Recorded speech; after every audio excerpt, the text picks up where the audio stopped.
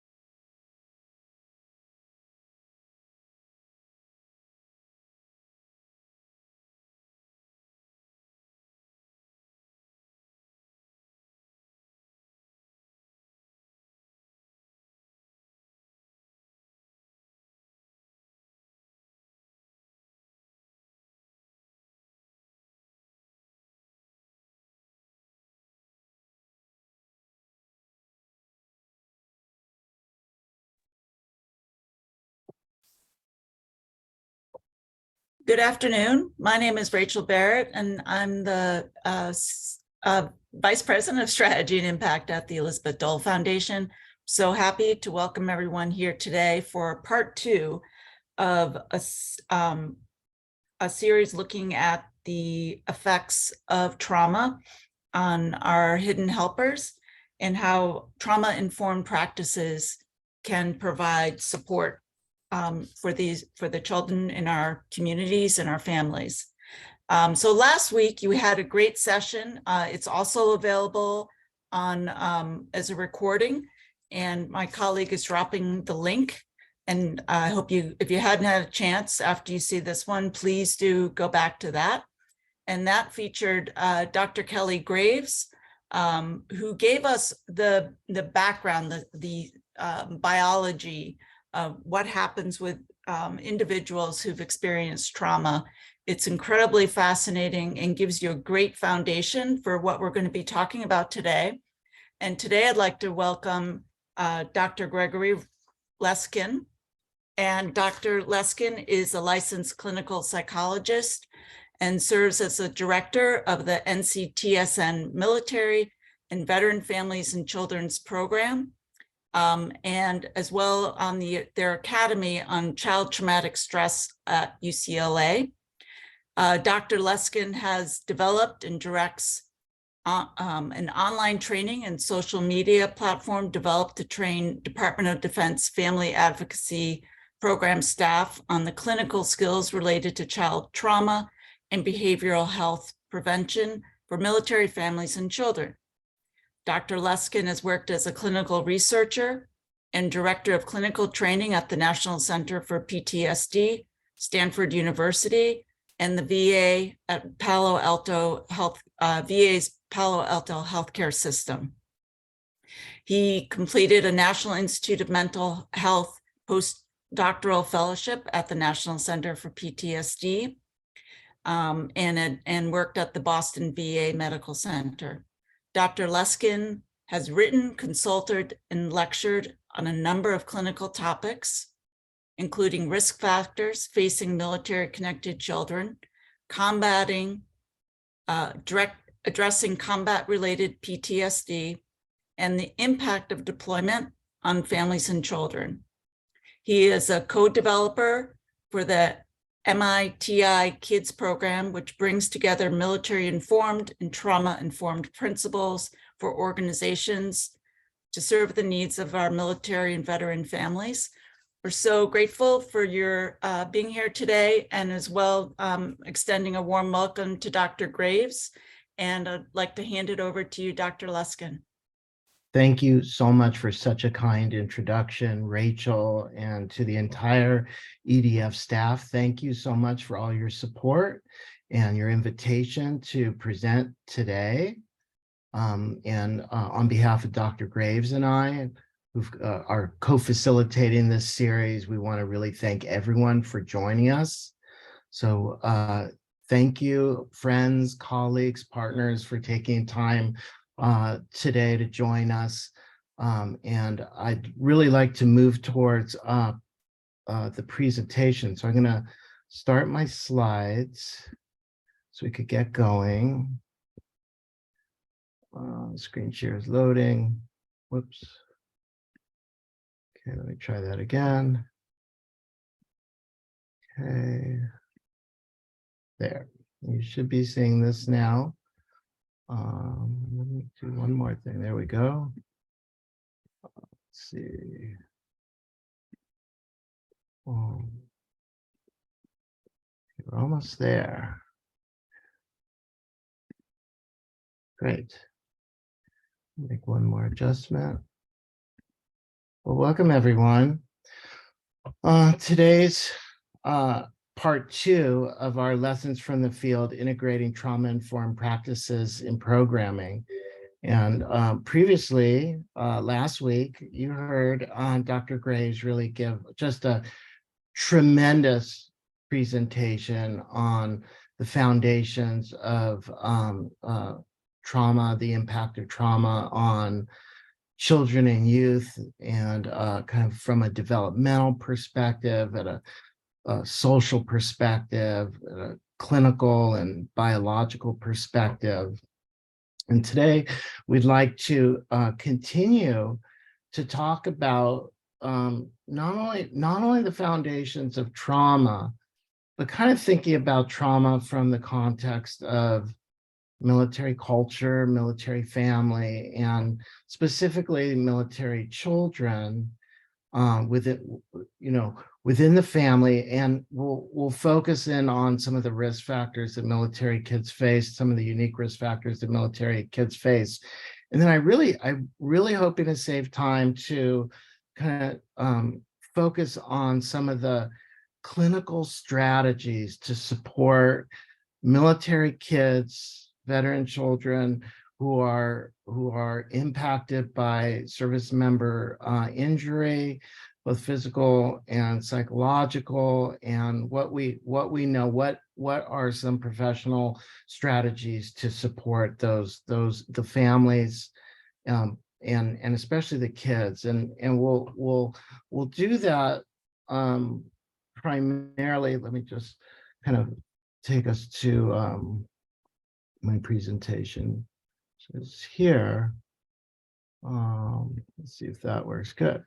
So we're going to do that from a few different frames. And I just want to begin by introducing the title of my presentation, which is Military Informed, Trauma Informed, or Mighty Kids. And it's not a program. It is really a framework. It's a framework for being able to look at the intersection of military culture and trauma-informed care. And this is a framework that Dr. Graves and I are co-developing together from these different lenses.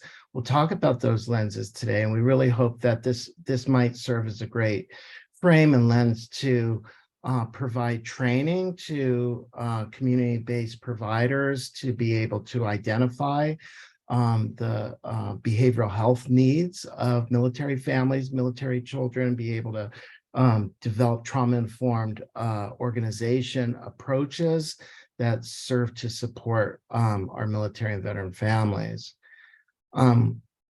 My own organization is the UCLA Duke University National Center for Child Traumatic Stress. And as Rachel mentioned, I'm Director of Military and Veteran Families.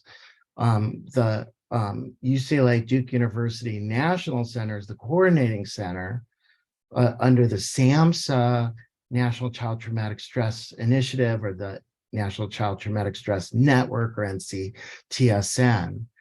With the overall goal to improve the lives of those families who've experienced trauma, traumatic stress. And so we are a public-facing organization with the goal of sharing resources, knowledge, developing best practices through our field, through our large network of growing network of about 180 programs, growing to up to 200 programs nationally. And we are the Military and Veteran Family Program with a goal to partner with organizations like Elizabeth Dole Foundation to be able to share best practices related to military families, develop fact sheets and trainings. So this program does serve, the SAMHSA program does serve to raise the quality of care, our knowledge, and direct services to families and children in the community-based programs. But we do, as Rachel was mentioning, also share these resources into DoD through our Academy on Child Trauma. So really try to share and leverage all of this information so that military providers, VA providers can have access to really high quality knowledge and resources related to child trauma, the impact of trauma on development, and ways to support families and kids who've been impacted by trauma. We'll talk more about that. I'm going to run through some of our resources. I'm not planning to do a deep dive into these resources right now, only because I'd like to save some time for a discussion and really kind of that piece that we were referencing earlier, the kind of the clinical strategies for injured family piece. But just so you're aware, these are all available on the nctsn.org website, or contact me and I could get you the materials. But materials that have gone to develop understanding and capacity of community providers to be able to understand the unique language, culture, structure of the military, both from the military, the military itself, the culture and the structure of how military works, but also, and probably more importantly, like the family's experience, the child's experience in the military, and growing up in the military, or having a military parent, or a military parent that transitions, or a military parent that is injured. All of these are, I think, unique elements of military life, and how these can shape a child psychologically, or from a mental health or well-being perspective. So we've started with that kind of frame, the culture piece, and then kind of thinking about development too, and the development and transitions of the child, of the family, but the child within the military, and understand that children, and I see military children described as a highly mobile population, one that transitions often.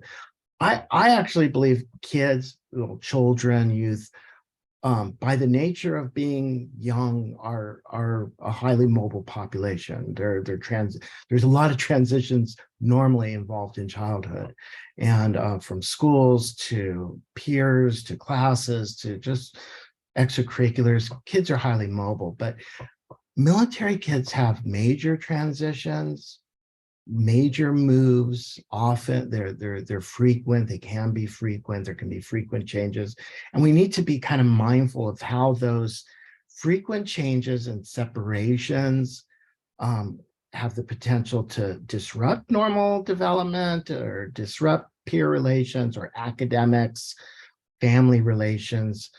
Support the child through those transitions, or moves, or separations. Think about big separations to away from that whole military life into post-military veteran life, and how that transition can play a role in the child's just functioning and really their well-being. So thinking about all those kinds of pieces, but really thinking, what are the risks involved in a culture that or for a child, for a youth growing up in a culture that it has those unique elements. In addition to the kinds of deployment related danger or types of unique military experiences that the family may face or experience. So all of those are aspects of what we want to be able to think about and appreciate. That there are losses. I was thinking about Memorial Day this weekend and how that will bring up for many families and the children loss. So loss is can be a co-occurring feature for, especially if a child has lost a parent or a sibling or a family member. So understanding this from a trauma lens, but also understanding this from a grief perspective too, and understanding losses from the perspective of lost opportunities and moves, lost friendships, or as there's transitions, but also bereavement and grief if there's a loss of life in the loved ones of military families.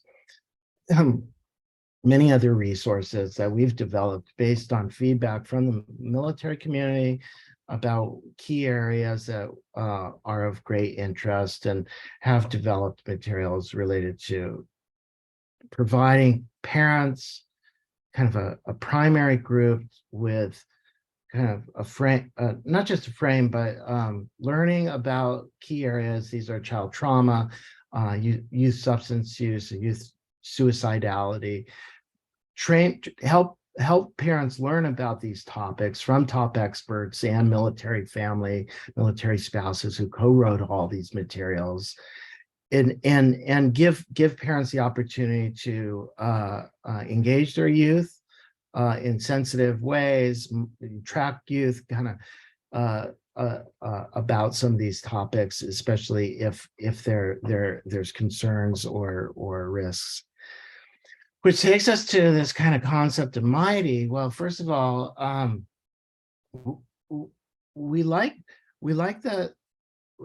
think that there's a really important intersection here. That all of military life is, we don't characterize military life as one from trauma, as a trauma. There's so much. There can be so much positivity and growth and opportunity associated with military life. And we wanted to even name something that really reflected the strengths of children who both can thrive and benefit from growing up in the military. So we didn't want to come to this with a sense that this is that all children are at risk for trauma if growing up in a military family because of these factors. Quite the opposite. We came to this wanting to support military kids through and their growth, while recognizing that trauma can occur, and if it does occur, to understand ways to support and understand how that trauma occurred within the context of military life, and what is unique too about that dynamic of traumas that can occur for a child in military life, of a parent who's experienced that injury, or other kinds of traumatic experiences that can occur within the context of military life, or traumas that can occur outside of the military life during growth and development that don't have anything to do with the military, but they occur in the context of the child's life. So this mighty approach is really a framework. It's a training. It's a discussion, and it's built on many of the same principles you heard from Dr. Graves last week, and that is this kind of application of trauma-informed principles. And you heard us talk about these R's, the realizing the widespread impact of trauma, recognizing signs and symptoms, and more and more in almost every conversation I'm having. Yes, we're focused on the child, but we understand the child's embedded in systems, and the people in those systems may also be impacted by trauma. And so understanding both from an adult lens and a child lens, ways to the system can be recognizing these kind of impacts of traumatic stress, well, and loss widely, and responding by fully integrating our knowledge about trauma into policies, procedures, and practices. And we do that really by understanding the symptoms, the reactions, and building systems that are engaging, are supportive, are meant to provide care, and not re-traumatize or trigger a child or a family. So we're mindful of those elements as we develop trauma-informed practices and programs. So I just want to kind of throw out what are some of the NCTSN principles of a trauma-informed care model that the service system, and I kind of spoke to these, a service system that routinely screens for trauma. I think that's really important, that there's some element of recognition or identification of traumatic stress or symptoms that kind of may occur at different time points. So it's almost routinely, or checking in, or at the very least kind of understanding that children presenting who are at risk due to various factors, trauma related backgrounds, or having these histories can and will exhibit traumas, and that, as you heard last week, that course may wax and wane over time, which is why it's important to kind of check in at different time points. Using evidence-based and culturally responsive assessment and treatment for traumatic stress. Culturally here is both military, but also inclusive of other aspects of the family's self-identity and cultural background, and how that the family kind of makes meaning of both the trauma and their experience, and their each culture's approach to healing and caring. Makes resources available to children, families, and providers on trauma exposure. Kind of like what we're doing today is just sharing resources for you to take and provide to your families, kind of engage in efforts to strengthen the resiliency and protective factors. Talk so much about that like this work, even Mighty Kids, is both kind of an identification of symptoms or PTSD, or mental health issues, depression, anxiety, or risky behaviors, but just as much picking the child up, finding ways to help the child feel connected or belong, or that their goals, their life goals, or academic goals, or social goals are also met, that their strengths are recognized. Address parent and caregiver trauma, emphasize the continuity of care, maintain an environment of care for staff. All those are really key and critical elements. And so, all of these are like how we're thinking about Mighty Kids. Like, what are some of the key concepts, and like, do we differentiate between the military informed and the veteran informed approaches? What is unique about military and veteran life that requires these models? What is the impact on family members and children? And how can the community, DoD, VA support the growth and well-being of our families? So these are kind of our large vision for the development of a Mighty Kid model, that we're just at the very, very early phases of thinking about what is it that a community provider really needs to understand about these elements of the military life or the veteran life or the transition? What are those key elements, and as well as training and trauma, that that really provides a full set of kind of a skill set, a knowledge base that can support that provider to engage that family, that child in a recovery and intervention. So it's I believe an ambitious goal, but I think fills a gap in being able to provide a comprehensive and relevant training that's well aligned to the needs of providers in the community. And we take a social ecological framework. Many of you are aware of the kind of ecological approaches, but really just thinking about the child, the individual, and all of the different sort of systems that the child is embedded in and may be influenced by, and you know, and attends to many of these different levels of systems, from really the one nearest to the child, of course, is the immediate family, the parents, or the extended family, but appreciates the community and the aspects of the community. And that may be the school system, it may be the after school program, or the larger culture, you know, the community and around the family where they live, or even larger, kind of like the social media, or the kind of policies, all those elements, I think are relevant to understanding a response to the child's needs.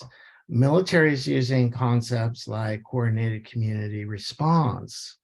And I think that does really kind of capture that this is not this is not kind of a focus on just the parents, but there are a lot of elements of our community that play a really integral role in the well-being of our children and youth.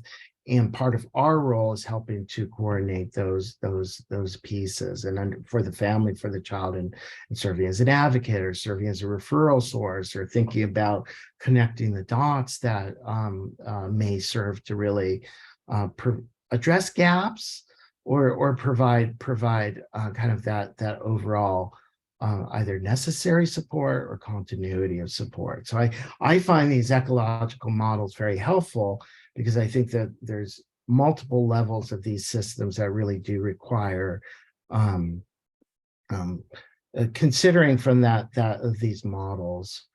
And we've talked about the unique risk and protective factors a little bit, the frequent moves, the separations, the potential dangerous deployments, and all of these are not necessarily risk factors. There are also protective factors. You'll hear often that families will see just tremendous opportunity in travel, having adventures in foreign countries that are very unique.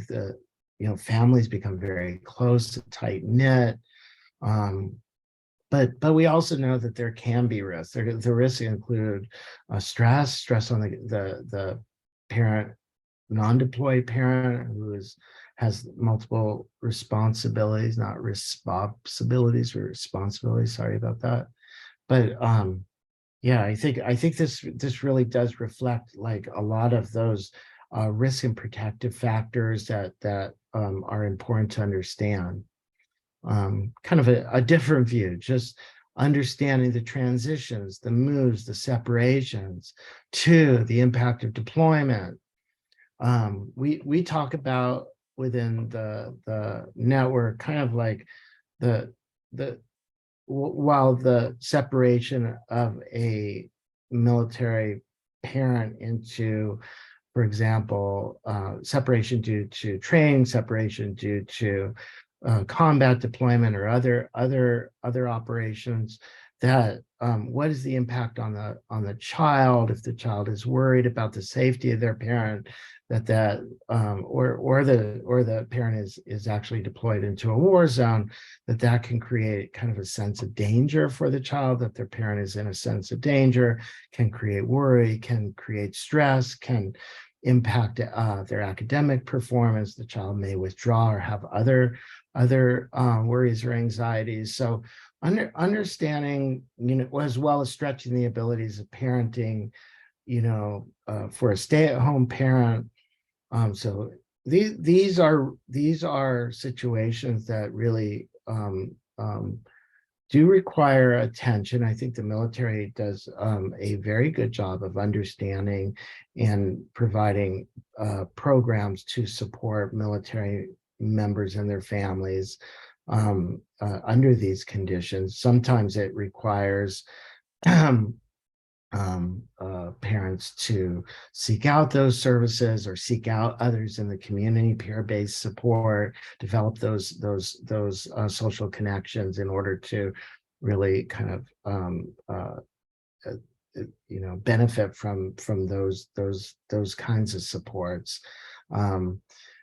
But I think we do have a better understanding of the impact on the child through these programs, through military child education, through Blue Star Families, through Millennium Cohorts study. There's a lot more information that we have about specific risk factors and times that the families might be at more risk.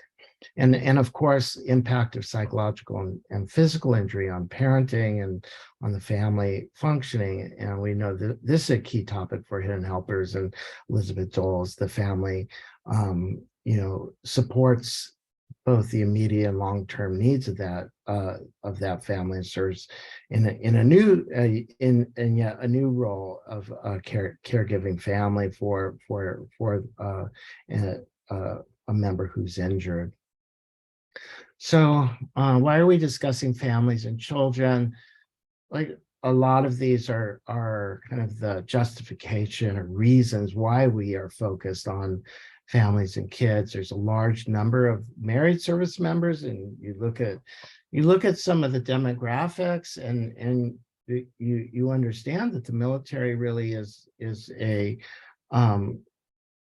organization that has a lot of children as part of the dependents and part of the families, and there's a lot of programs to support the kids and schools and aftercare programs. So there are a lot of reasons why there are a lot of families and children in the military, and we have a responsibility for the physical and psychological health care of the kids and the families. And there's a strong identification as a military family. There can be families, this idea of family sharing the service member with the military. So there's really kind of maybe either some would say attention, but kind of that factor of the military is present in the family, and the roles and responsibilities can shift rapidly due to military. Kind of thinking about the different systems. That's one so important system is the military, and how things that happen in the military impact the families, the family cohesion or coherence or togetherness, all the just presence of the parent in the family. And so family contends with separation.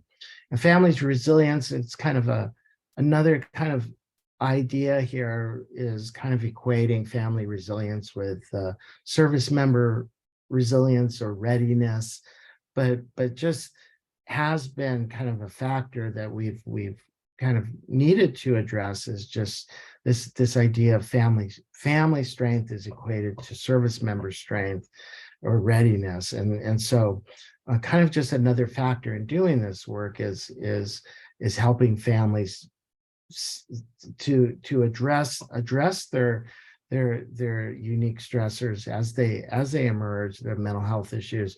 And one strong factor in that, I say from the military side, is that idea of military family readiness equating to service member readiness.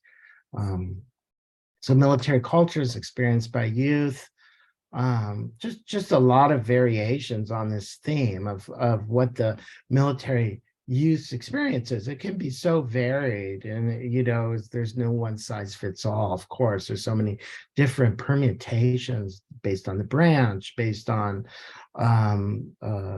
all these different factors: active duty, reserve, and the rank, and one or two parents who are active or wearing uniform. Are they CONUS or OCONUS? Living outside continental U.S.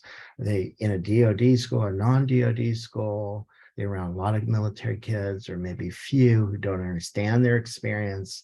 They on base or off base? What really are they plugged into programs, child and youth programs? All of these, I believe, are unique to understand from that military informed perspective what the experience of the family was, and it may change. It may change multiple times. So understanding those changes, it's not just transitions. I think that's my point. These are not just transitions. These are transitions from kind of a set of involvement, a set of activities to a completely new one, and all these may change as the family transitions. Chances are that families who are more active and plugged in may stay more active and plugged in to different programs, but again, that these things can change over time and certainly are impacted by the military experience, the family's reaction, adjustment to the military experience as well. So all of these are things that we want to understand over time. And I'm kind of moving past this: transitions, PCSing. These are all really important elements of the family's experience, but focusing on the youth experience, focusing on the child's experience in this, and growing up in the military, and how these deployments and separations can impact child development, child growth, and these are kind of some lessons learned that most families, we say most, exhibit tremendous resiliency and are contend with the stressors. Latest evidence suggests that child and spouse psychological symptoms are associated with some of the wartime deployments. And we saw, like, the Long War Home, the Lester, I think it was Lester Flake, 2010, where parental distress and cumulative length of deployment, each related to increased child depression and externalizing symptoms. So we were seeing that the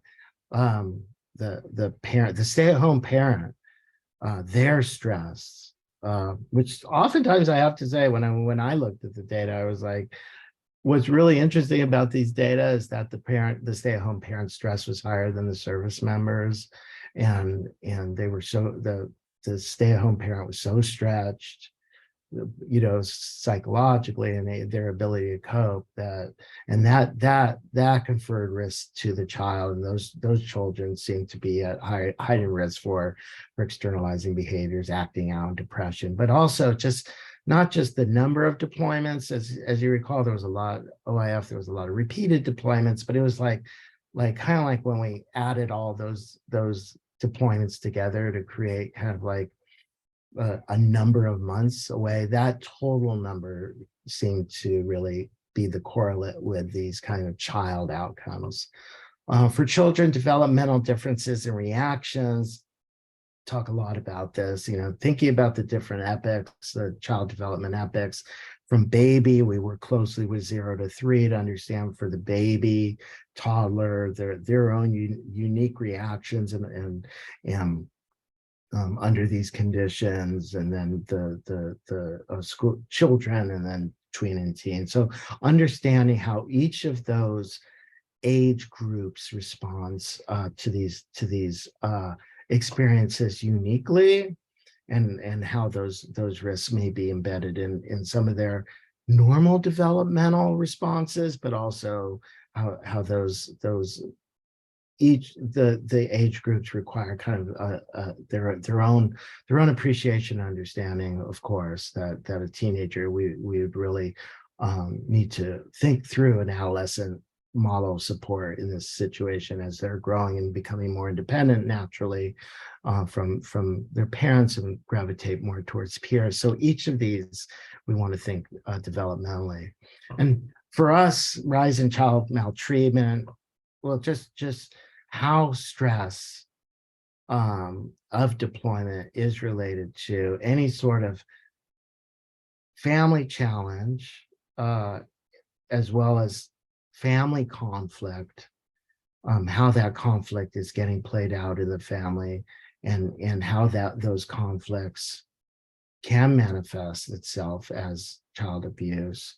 I would add to that coping styles like substance abuse or drinking, and the presence of any domestic violence. All of these are kind of part and parcel to the stresses on the family, reintegration, redeployment, and being able to kind of monitor the families and understand that as a trauma. Certainly a unique trauma is the experience of child maltreatment in military settings. And then identify risk and protective factors. We talked about some of those, and the kind of mental health utilization, and saw some rises in mental health utilization, especially during high tempo deployment. We've covered some of these, but I do want to say that we are kind of understanding more thanks to Blue Star Families, and their work on racism, discrimination, bullying, understanding how families who represent culture, who represent diverse cultures may experience the military differently, and how racism as a lens may really impact their own experiences. So like all of these are potential challenges: the deployments, the combat, military sexual trauma or domestic violence, the experience of racism or perceived racism, injustice, unfair treatment, or even fears of, I think Blue Star Families kind of shared that, the fear of living or moving into a community that is perceived as racist may be a stressor for families, but also psychological, physical health, and reintegration recovery issues. Quickly, just because I want to move quickly, these are some of the typical traumatic stressors. When I was working for the National Center for PTSD, and we were doing a lot of work on combat-related PTSD stressors, we'd really focus on understanding these from the active duty side, the military member side, so that we could, really focus on their exposure to these stressors, and that became part of the treatment. We do exposure therapy, we do different kinds of treatment, either direct imaginal exposure or cognitive processing therapy with narrative, with kind of an exposure piece that allowed the sort of processing of these experiences for the service member as part of the treatment approach. But then, really have focus more on the impact on the deployment on the families, and the protective factors, and building these protective factors while addressing those risk factors has been our goal. And all of these, I think, are parts of the narrative that you'll see throughout all of the military service organizations, the veteran service organizations who want to build these kinds of supports, these undergirding for military families as part of the protective factors, that will keep the support present and available to the families. So Just going to kind of, what do we know about the children? Well, I think what we know about the children is that there's a lot of children. I'm quoting the, Mathematica, that approximately the EDF study that found 2.3 million children under the age of 18 live with a veteran who's disabled. So really, really knowing that we have a lot of kids, a lot of children, youth, who are living with a parent or in a home where there has been some type of injury or illness, the veteran, service member veteran in that home, and there's children there. I think that says a lot about our work. Many veterans referred for mental health assessment, reported concerns about child rearing and feeling distant. So it's not only that the children are in the homes, but when we've done research, VA research that checks in with veterans, they will report that some of their top concerns, and I heard this many times, are related to the children or their feelings of being distant from the children, that kind of emotional numbing, or the negative impact on parenting that can occur, where there seems like there's maybe detachment or less responsivity to the kids, or over responsiveness, in some cases related to PTSD. And some of the research has shown veterans' anger, PTSD, or drinking can be associated with parenting stress. It's just really, having these conditions can make it stressful to know how to parent a child and feel like that emotional regulation piece. And true, some of the studies have found that children, parents may be uncertain how to handle children's emotions or how to engage in discipline following deployments. And it's really hard to help a parent kind of reframe to the needs of the child, or a crying baby, or a tantruming child, if the parent is being triggered by that experience, as well as these kind of conflict related to parenting itself. As similar findings, PTSD has broad impact on family life, including those parent-child interactions, family outings, just can be kind of pervasive. Compared to children of veterans without PTSD, children of parents with PTSD have more conduct, hyperactivity, inattention, mood and anxiety, and even their own PTSD symptoms. So the risks confer additional risks to the family. You might think of this as maybe intergenerational, but there's certainly some impact of having a parent with PTSD on the child's mental well-being and some of their own symptoms, not necessarily on social impair, I should say.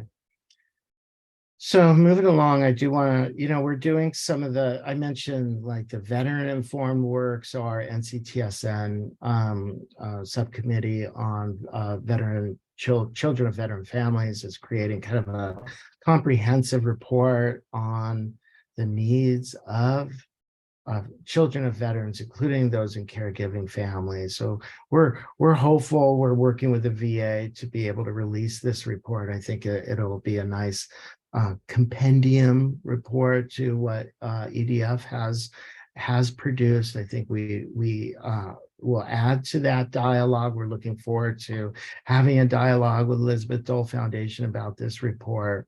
It includes kind of a survey of providers, both in the VA and in the NCTSN, as to what kind of information or knowledge they require and need to be able to appropriately serve these populations. But there's certainly other really good resources for information, including Millennium Cohort, MILCO, that continues to have like a really large cohort, longitudinal cohort, but also family cohort, and with the SOAR program, an adolescent cohort that they're tracking over time. So really, I just want to call out some effort within the broader military community to kind of track and really have some data available on the well-being of these families. And I'm just gonna skip to, just for time, some screening questions. We really, as I mentioned earlier in the trauma-informed principles, sort of the need to routinely screen. So for organizations that may be child serving or child facing, or those that may work closely with the military population, we've developed a number of kind of questionnaires that allow for the organization or the clinician or provider to actively find ways to actively identify ask the question, did a family member serve? And kind of what we did was develop a military and veteran families questionnaire that really gets into the child's own experiences. So try not only to understand the family's experience, that military informed piece, but also really tap into the child's exposure to traumatic stressors unique to the military and their own responses to it. So have made that available. And I think in some of the time left, I really wanted to just kind of cover off on some of the treatment considerations.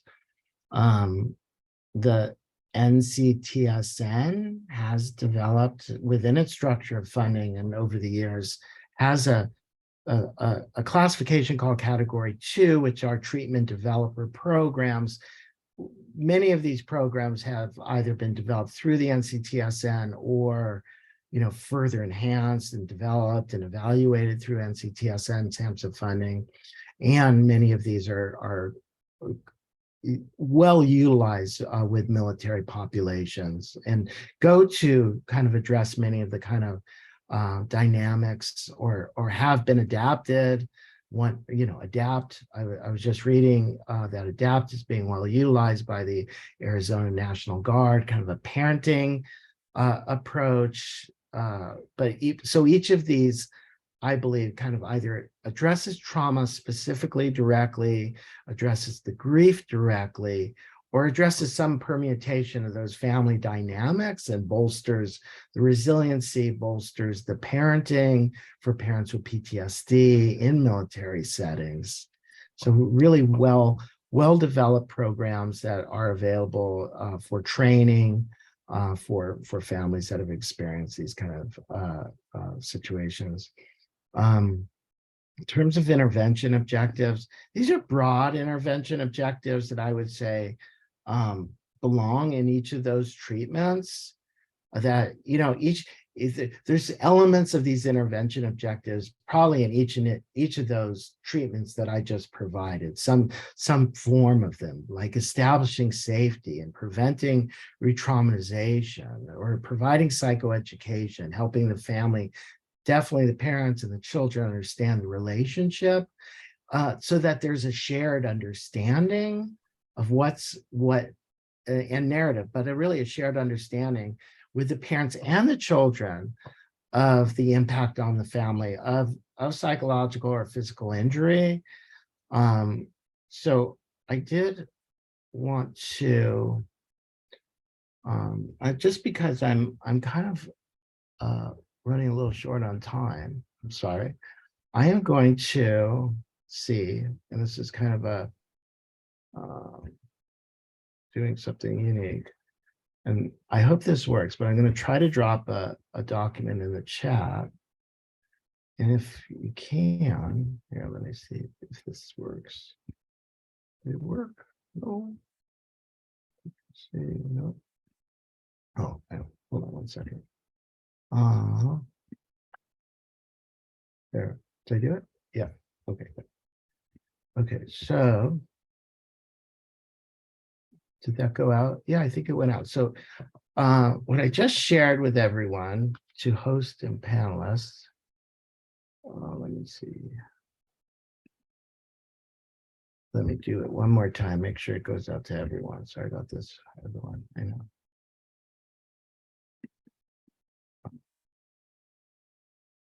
Oh, thank you. Okay, so Elizabeth Dole Foundation has shared this critical strategies document with you. So I really wanted you to take a look at this. So if you don't mind, go ahead and click on that. It's a PDF, it's a table. It's called Care of Military Service Members, Veterans and Their Families, Critical Strategies and Interventions.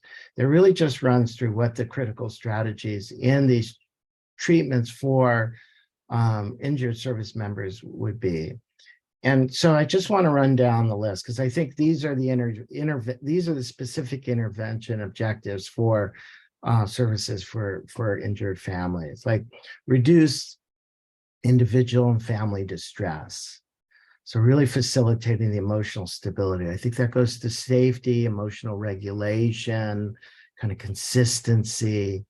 But even in families that have experienced trauma, physical injury, kind of helping reduce that distress. Because as I showed you that Lester data, how important the Lester data was in terms of the stay-at-home parent and their stress and regulation, their emotional regulation on the child's. It's kind of, it goes to that, but developing kind of that predictable routines of the family. So it's both calming the family and also developing the structure of the family, promoting emotional regulation, providing practical information. That's that community, connecting the dots, resources, supports, child guidance. I think this is an area that we work a lot, promoting age-appropriate understanding of the injury, teaching the child that they did not create the problem seen in the family, kind of reassuring the child, teaching the child to acknowledge and cope with the sadness, grief, and anxiety, and helping the child process all the emotional component of the injury or the stress of being in a caregiving family.